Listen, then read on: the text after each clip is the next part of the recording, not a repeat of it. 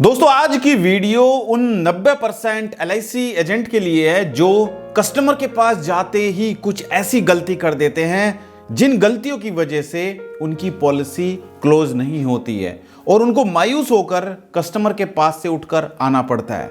क्या आप भी वो गलती करते हैं? तो आज इस वीडियो में आप समझेंगे कि वो कौन कौन सी गलती 90% LIC एजेंट करते हैं जब क्लाइंट के पास जाते ही आप वो गलती करना शुरू कर देते हैं और एक के बाद एक गलती और एक के बाद एक गलती करते चले जाते हैं और बाद में रिजल्ट निकलता है कि कस्टमर पॉलिसी नहीं लेता है, लेकिन आप उसको समझ नहीं पाते हैं। तो अगर आप वो गलती सुधारेंगे आपको समझ आएगा कि वो कौन कौन सी गलती हैं। जो गलती आप करते हो तभी आप उनमें सुधार कर पाएंगे। तो वीडियो हर एक इंश्योरेंस एडवाइजर को पूरा देखना है। अगर आप डेवलपमेंट ऑफिसर हैं या फिर CLI एजेंट हैं तो इस वीडियो को अपने एडवाइजर के साथ में जरूर शेयर करें ताकि वो भी समझ पाए कि वो अगर ये गलती करते हैं तो आगे फ्यूचर में वो ये गलती ना करें। तो बने रहिए इस वीडियो से। चलिए शुरू करते हैं आज की इस वीडियो को। सबसे पहले मैं आप सभी इंश्योरेंस एडवाइजर से एक सवाल करना चाहता हूं और इस सवाल का जवाब आप सभी को कमेंट बॉक्स में मुझे कमेंट करके देना है। सवाल है कि आप अगर 10 लोगों से मिलते हो, 10 लोगों से मीटिंग करते हो, उन 10 लोगों में से कितने लोग आपकी पॉलिसी लेते हैं? शुरू करते हैं आज के टॉपिक को। टॉपिक है वो गलती जो गलती 90% LIC एजेंट करते हैं। और वो गलती कैसे शुरू होती है? आपको उस गलती का एहसास भी नहीं होता है, आपको उस गलती का पता भी नहीं चलता है और एक के बाद एक गलती, दूसरी के बाद तीसरी गलती, तीसरी के बाद चौथी गलती आप करते चले आते हो। जरा सोचिए, जिस कस्टमर से आपको मिलने का समय मिला है वो समय कस्टमर ने आपको 6 महीने तक आपने उसको फॉलोअप किया और 6 महीने तक फॉलोअप करने के बाद कस्टमर ने बड़ी मुश्किल से आपको अपॉइंटमेंट दी, लेकिन अपॉइंटमेंट तो मिल गई और कस्टमर के पास जाकर फिर आप वो गलती कर देते हो। क्या सवाल पूछता है कस्टमर आपसे? आपको कस्टमर ने अपॉइंटमेंट दिया और जब आप कस्टमर के पास जाकर बैठते हो तो कस्टमर आपसे जाते ही पूछता है कि बताओ क्या है आपके पास। पूछता है कि नहीं पूछता है? जब आप कस्टमर के पास जाते हो, आप उसके सोफे पे या उसकी चेयर पे बैठ जाते हो तो कस्टमर क्या कहता है? हाँ बताइए क्या है आपके पास, कौन सा प्लान है आपके पास, बताइए, शुरू कीजिए। यह सवाल कस्टमर आपसे पूछता है और बस उसके बाद आप शुरू हो जाते हो। जैसे प्लेटफॉर्म से गाड़ी जब छूट जाती है, ट्रेन छूट जाती है, उसके बाद वो रुकती नहीं है, वो अगले स्टेशन पे ही रुकती है। इसी तरीके से आप LIC एजेंट भी एक बार अगर शुरू हो जाते हो तो फिर आप चलते रहते हो, एक के बाद दूसरी गलती, दूसरी के बाद तीसरी गलती और इस तरीके से गलती पे गलती आप करते चले जाते हो। पहली गलती क्या होती है दोस्तों? आप कस्टमर को क्या बोलते हो? सर मैं LIC एजेंट हूं, सर मैं 15 साल से LIC में काम कर रहा हूं।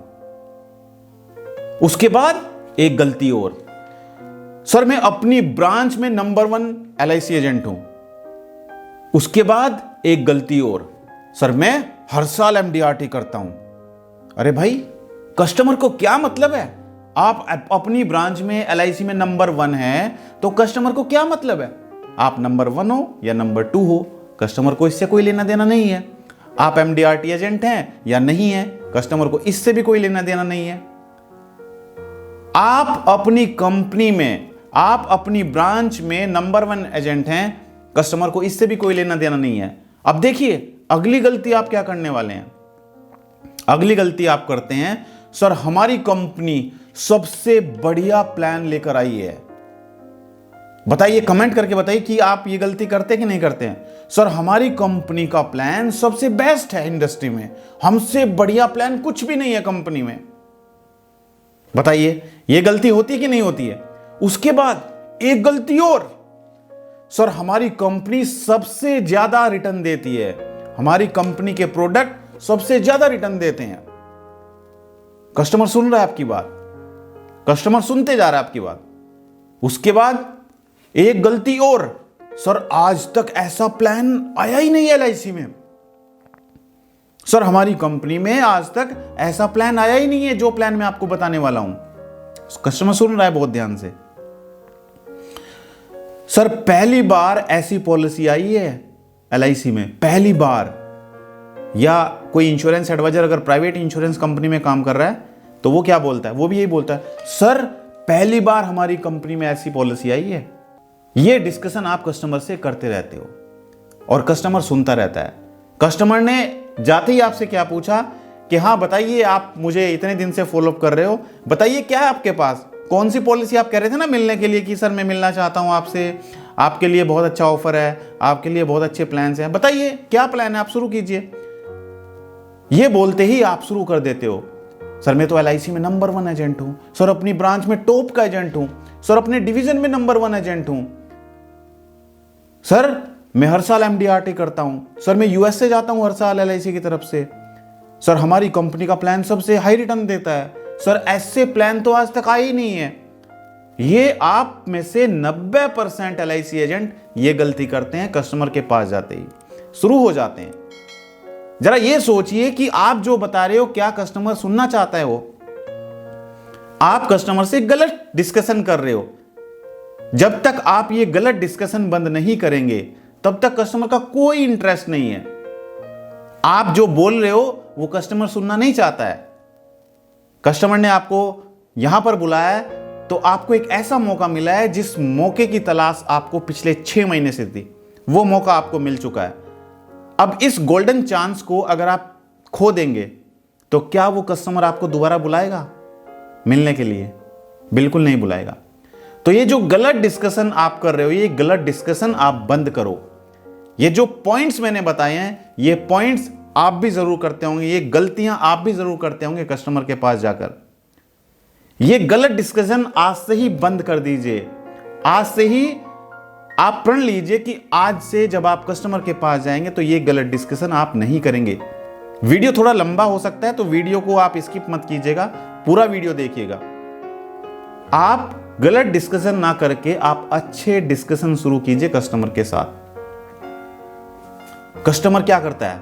कस्टमर सुन रहा है आपकी बात और कस्टमर डायरेक्टली आपको मना नहीं करता है। आपने देखा है कभी कस्टमर मना करता है, नहीं मुझे नहीं चाहिए आपका प्लान, नहीं मेरे को आपका प्लान अच्छा नहीं लगा, ऐसे कोई बोलता है? कस्टमर नहीं बोलता है। कस्टमर के मना करने के तरीके देखिए जरा, क्या किन तरीकों से कस्टमर मना करता है।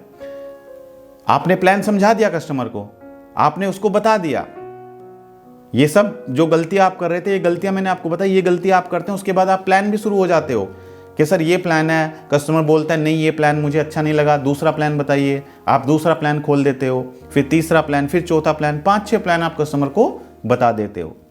आप ये नहीं समझते हो कि कस्टमर की रिक्वायरमेंट क्या है, कस्टमर क्या चाहता है, कस्टमर सुनना क्या चाहता है। बस आप शुरू कर देते हो बोलना। अब कस्टमर भी बड़ा होशियार है, कस्टमर डायरेक्टली आपको मना नहीं करेगा। कस्टमर के मना करने के तरीके देखिए, मैं सोच कर बताऊंगा। कस्टमर क्या बोलता है? मैं सोच कर बताऊंगा। दूसरा क्या कस्टमर क्या बोलता है? अच्छा वो मेरे को अपने CA से बात करनी, मैं अपने CA से बात करके बताऊंगा। तीसरा कस्टमर क्या बोलता है? मेरी वाइफ नहीं है, वो ड्यूटी गई हुई है, ऑफिस गई हुई है, मैं अपनी वाइफ से डिस्कस करके बताऊंगा। तो कस्टमर डायरेक्टली आपको मना नहीं करेगा, वो आपको इन तरीकों से मना करेगा। अगर कस्टमर आपको ये बोल रहा है तो समझ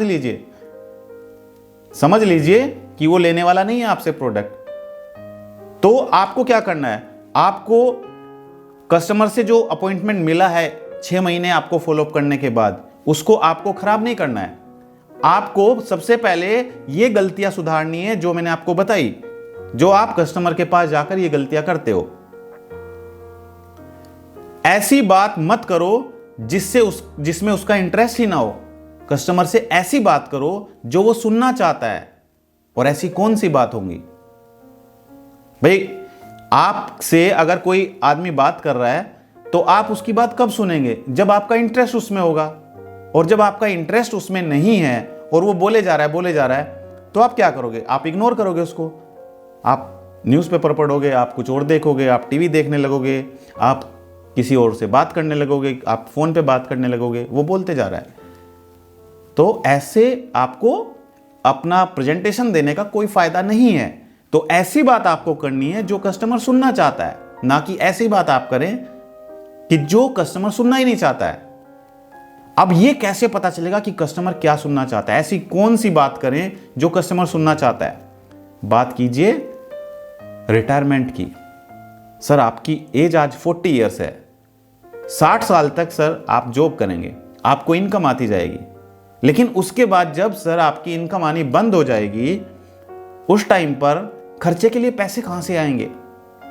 सर कुछ ऐसा प्रोविजन होना चाहिए कि नहीं होना चाहिए कि 60 ईयर के बाद भी आपको रेगुलर इनकम मिलती रहे। आज सर आप 50,000 रुपीज पर मंथ आपकी इनकम आ रही है, क्या कुछ ऐसा होना चाहिए कि आपको उस टाइम पर 50 या 60,000 रुपये महीना आने शुरू हो जाए? वो बोलेगा हाँ यार बात तो सही है, कुछ ऐसा होना चाहिए। दूसरा आपको क्या पूछना है?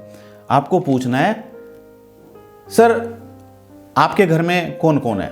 वो बोलेगा मैं हूं, मेरी वाइफ है। मतलब कस्टमर से सवाल आपको करने, कौन कौन से सवाल करने पहले आपको यह समझना है। सवाल नंबर 1, सर घर में आपके कौन कौन है? क्योंकि जब तक आपको यह पता नहीं चलेगा कि उसकी फैमिली में कौन कौन है, तब तक आप समझ नहीं पाएंगे कि आप उसको किस तरीके का प्रोडक्ट बताएं, किस तरीके से आप उसकी फाइनेंशियल प्लानिंग करें। तो पहला सवाल आपको करना है कि सर आपके घर में कौन कौन है। दूसरा आपको सवाल करना है सर क्या आपकी तरह भाभी जी भी जॉब करती हैं या वो हाउसवाइफ हैं? तो वो बोलेगा नहीं यार वो तो जॉब करती हैं, सुबह जाती हैं शाम को आती हैं, वो खुद बताएगा आपको। दूसरा सवाल क्या करना है आपको, सर क्या भाभी जी भी जॉब करती हैं या वो हाउसवाइफ हैं? वो अपने आप आपको बताएगा, क्योंकि आपने उसको 2 ऑप्शन दिए, या तो जॉब करती है या हाउसवाइफ है, तो वो अपने आप आपको बताएगा। तीसरा सवाल आपको क्या करना है कस्टमर से, सर आपके बेटा और बेटी कौन सी क्लास में पढ़ते हैं सर, कितने बड़े हैं सर, वो क्या करते हैं? वो आपको बताएगा अरे वो तो छोटे हैं यार, अभी वो तो LKG UKG में पढ़ते हैं, या फिर वो बताएगा आपको वो तो 10th क्लास में है। तो आपको तीसरे सवाल का जवाब मिला। चौथा सवाल, सर आपकी टोटल सेविंग कितनी है? आपने अभी तक टोटल कितनी सेविंग करके रखी हुई है? वो बताएगा सर सेविंग तो कुछ नहीं है मेरे पास, मैंने तो अभी तक कोई सेविंग नहीं की है। जो इनकम आती है वो इनकम बच्चों की पढ़ाई में खर्च हो जाती है, घर के खर्चे चले जाते हैं, गाड़ी की EMI चली जाती है, पैसे खत्म हो जाते हैं, कोई सेविंग नहीं है मेरे पास। अगला सवाल, सर आपका महीने का खर्च कितना होता है? अब उसकी इनकम 50,000 है, उसने कहा यार 50,000 रुपये आते हैं, महीने के जो खर्च होते हैं वो लगभग 45,000 रुपीज मेरे घर के खर्चे में खर्च हो जाते हैं, बच्चों की पढ़ाई की जो खर्चे होते हैं वो चले जाते हैं, स्कूल की फीस चली जाती है, ट्यूशन की फीस चली जाती है, यानी कि लगभग 5,000 रुपये महीना मेरे पास बचते हैं। तो ये सवाल आपने कस्टमर से पूछे। अब आपको पता चल चुका है कि कस्टमर की रिक्वायरमेंट क्या है, आप उसको किस तरीके से प्लान पिच कर सकते हो। तो जैसा मैंने आपको बताया कि कस्टमर से वो बात करो जो वो सुनना चाहता है। वो किसके बारे में सुनना चाहेगा? अपने बच्चों के फ्यूचर के बारे में सुनना चाहेगा। उसके घर में 2 बच्चे हैं, एक बेटा है एक बेटी है, तो वो उनके फ्यूचर के बारे में सुनना चाहेगा। तो आप उसको बोलिए कि सर आज के महंगाई को देखते हुए आज पढ़ाई में अगर 20 लाख रुपए खर्च हो रहे हैं, तो आज से 10 साल 15 साल के बाद कितना पैसा चाहिए होगा? क्या आपने उसका प्रोविजन किया हुआ है? क्या आपने 30-40 लाख रुपए का प्रोविजन किया हुआ है कि जब आपकी बेटी बड़ी होगी तो बेटी की पढ़ाई के लिए 30 लाख रुपए आपके पास होने चाहिए, और उसके बाद बेटी की शादी होगी तो 20 लाख रुपए आपके पास बेटी की शादी के लिए होने चाहिए। तो यानी कि लगभग 55 लाख रुपीज आपके पास होने चाहिए। क्या सर आपके पास 55 लाख रुपीज हैं? वो बोलेगा नहीं यार मेरे पास 55 लाख रुपीज कहाँ हैं, मेरे पास तो 5,000 रुपये महीने के बचते हैं मुश्किल से। फिर देखिए आपको पॉइंट मिल गया। आप बोलिए कि सर क्या कुछ ऐसा प्रोविजन नहीं होना चाहिए कि आपको उस टाइम पर 55 लाख रुपीज मिले, क्योंकि एकदम से आप 10 साल 15 साल 20 साल के बाद 55 लाख रुपए तो निकाल नहीं सकते हैं। अब मान के चलते हैं आपकी सेविंग अगर 10 लाख रुपए हो भी रखी है, तब भी आपके पास 55 लाख रुपीज होना चाहिए।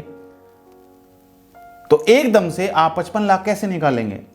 तो उसके लिए आप अभी से कुछ ना कुछ थोड़ा थोड़ा प्लानिंग करें, क्योंकि जब तक बच्चों की एज 20 साल हो जाती है, 20 साल तक हर एक माता पिता की रेस्पॉन्सिबिलिटी होती है कि वो बच्चों के फ्यूचर के बारे में सोच के कुछ ना कुछ प्रोविजन करे। बच्चों की जिम्मेदारी माता पिता के ऊपर होती है। तो ये आपको कस्टमर का जो इंटरेस्ट है वो जगाना है। पहले आपने रिटायरमेंट की बात करनी है, फिर आपने चाइल्ड एजुकेशन की बात करनी है, फिर आप इन्वेस्टमेंट की बात कर सकते हो कि सर देखिए आपकी सैलरी आती है, उस सैलरी में से आप बैंक में पैसा छोड़ देते हैं, उस पर कितना इंटरेस्ट मिलता है? 2 से 3% इंटरेस्ट। तो क्यों ना सर LIC में कुछ ऐसा इन्वेस्ट किया जाए जिसमें आपको अच्छे गारंटेड रिटर्न भी मिले और जो भी आपका मैच्योरिटी अमाउंट हो वो टोटल टैक्स फ्री हो, उसके ऊपर कोई टैक्स डिडक्शन भी ना हो। FD कराते हैं सर, उसके ऊपर भी टैक्स कटता है, या कोई और इन्वेस्टमेंट करते हैं उसमें आपको जब मैच्योरिटी मिलती है उसमें आपका टैक्स कटता है, लेकिन LIC में आपका पैसा टैक्स फ्री होगा, कोई टैक्स नहीं कटेगा। अगली बात कीजिए, उसके घर में बेटी है तो बेटी की शादी के लिए बात कीजिए। सर आजकल बेटी की शादी होती है, कितने पैसे खर्च होते हैं, बहुत पैसे खर्च होते हैं। सर अगर हम कुछ ऐसा लें, क्योंकि सर लाइफ का कोई भरोसा नहीं है, ना मेरी लाइफ का भरोसा है सर, ना आपकी लाइफ का भरोसा है, 1 सेकंड के अंदर कुछ भी हो सकता है। तो क्यों ना सर हमें कुछ ऐसा प्रोविजन करना चाहिए जिसमें कल अगर हम नहीं भी रहें तो हमारे ना रहने पर भी हमारे बेटी की शादी की जिम्मेदारी कोई ले। और जिम्मेदारी कौन ले सकता है?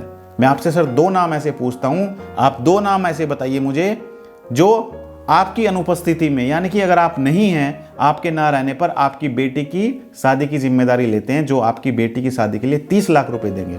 आप 2 ऐसे नाम लिख के मुझे बताइए। अब वो सोच में पड़ जाएगा, वो सोचेगा यार ऐसे 2 कौन से नाम लिखूं, उसको कोई मिलेगा ही नहीं जो 30-40 लाख रुपए खर्च कर दे। वो बोलेगा नहीं यार ऐसा तो कोई नाम नहीं है। तो आप बोलो सर मैं आपको ऐसा नाम देता हूं, ऐसा नाम है LIC ऑफ इंडिया, ऐसा नाम है, आप अपनी इंश्योरेंस कंपनी का नाम लीजिए। इसमें सर आज से ही अगर आप मंथली सेविंग करनी शुरू कर देंगे तो आपके जीते जी भी बेटी की शादी की जिम्मेदारी कंपनी की होगी, और अगर भगवान ना करे आप नहीं है तो आपके ना रहने पर भी आपकी बेटी की शादी की जिम्मेदारी इंश्योरेंस कंपनी लेती है। आपकी बेटी की शादी के लिए इंश्योरेंस कंपनी पैसा देगी, और सर इतना ही नहीं, बेटी की पढ़ाई के लिए हर साल भी पैसा मिलता रहेगा और मैच्योरिटी पे पैसा मिलेगा। तो वो सोचेगा, उसका दिमाग की बत्ती खुल जाएगी, जो उसका दिमाग बंद था वो खुल जाएगा। उसके परिवार की सुरक्षा की बात कीजिए। हम बात क्या करते थे? हम बात करते थे जो हमारी डील को क्लोज नहीं होने देती थी, वो है सर मैं LIC एजेंट हूं, सर मैं पिछले 15 साल से LIC में काम कर रहा हूं, सर मैं हर साल MDRT करता हूं, सर मैं अपनी ब्रांच में नंबर 1 एजेंट हूं। करते थे कि नहीं करते थे? मुझे कमेंट जरूर करिएगा। सर मेरी कंपनी का जो प्रोडक्ट है ये पहली बार आया है LIC में, सर हमारी कंपनी सबसे ज्यादा रिटर्न देती है, सर ऐसी पॉलिसी तो आज तक आई नहीं है। ये आप कस्टमर से को बताते थे। एम आई राइट? अगर मैं गलत हूं तो भी कमेंट करिएगा, और अगर मैं सही हूं तो भी कमेंट करिएगा। तो दोस्तों ये जो गलती थी हमारी, ये गलती हमें इस गलती में सुधार करना है, और अगर हम इस गलती में सुधार करेंगे तो हमारी डील को क्लोज होने से कोई नहीं रोक सकता है। तो अगर आपको आज मेरा वीडियो अच्छा लगा तो वीडियो को लाइक कीजिए और शेयर कीजिए अपने दोस्तों के साथ में। और जो दर्शक पहली बार हमारी वीडियो हमारे YouTube चैनल पर देख रहे हैं, हमारे YouTube चैनल को सब्सक्राइब करना बिल्कुल ना भूलें, और साइड में जो बेल आइकन है उस पर जाकर नोटिफिकेशन को ऑल पर सेट करें। और जो दर्शक हमारी वीडियो हमारे फेसबुक पेज पर देख रहे हैं, हमारे फेसबुक पेज को लाइक कीजिए और फॉलो कीजिए। और भूलिएगा नहीं, हर एक संडे रात ठीक 9 बजे मैं आप लोगों के लिए YouTube और Facebook लाइव प्रोग्राम लेकर आता हूं, जहां पर आप सभी इंश्योरेंस एडवाइजर के प्रश्नों के जवाब दिए जाते हैं। तो आज की इस वीडियो में इतना ही। थैंक यू सो मच, बहुत बहुत धन्यवाद आप सभी का हमारी वीडियो से जुड़ने के लिए। Thank you so much.